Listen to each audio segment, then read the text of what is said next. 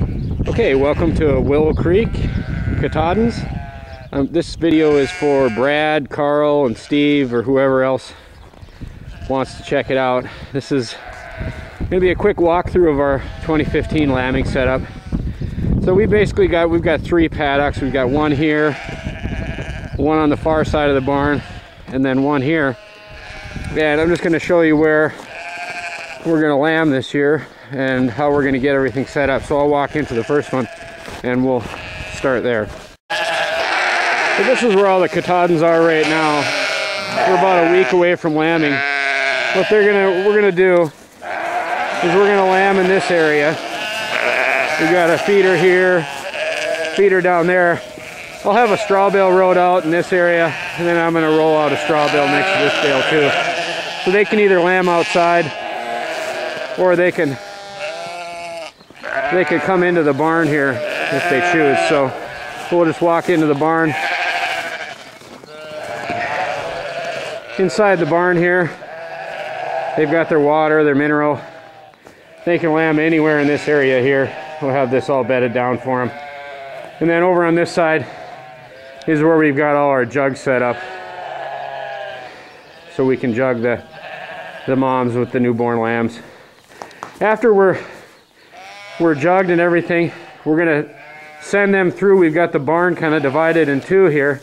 So what'll happen is we'll stick all the new moms and the babies over on this side. This area here we've got kind of cordoned off for any orphans that we have, and then we've got a Black Tech automatic feeder that's going to feed in that area. Anyway, the new moms, babies will be over in this area. And out here, over in this area, you can see we've got the creep. This will be the creep setup. I've got a feeder I built inside the barn here, and I also cut a port in the top of the barn where I flashed it out and put a lid up here so I can just auger the feed directly into the feeder, into the barn. So there's a little extra feed space there, and I've got a couple extra trough feeders I'm going to set inside there.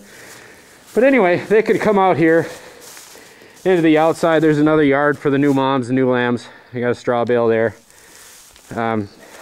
hay feeder. And then once again, I got another Ritchie fountain for them here. So anyway, that's I don't have the barn cameras like Steve yet, but I've got a little problem since I live in the middle of nowhere with and this is the Katahdins again from the other side. So anyway, got a little problem with internet bandwidth, so I can't really be streaming live video like others can. So anyway, that's the basic setup. There's one of our guard dogs, our puppies. That's the basic setup.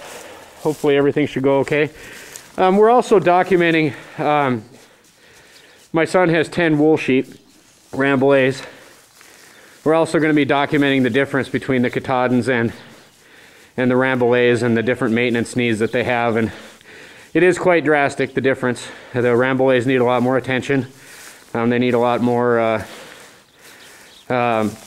just attention, period. They're susceptible to feed and hay types and things like that.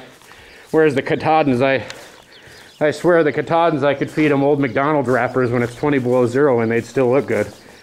We had them off feed for about 2 months after breeding, and I could just barely start to see some of them starting to thin out just a little bit. But other than that, boy, they hold their condition no matter what you're feeding them. Right now, before lambing, we've got them on about 3/4 to a pound a day per head of special supplement, mostly corn, but there's some higher protein feed in there too. But they just look great.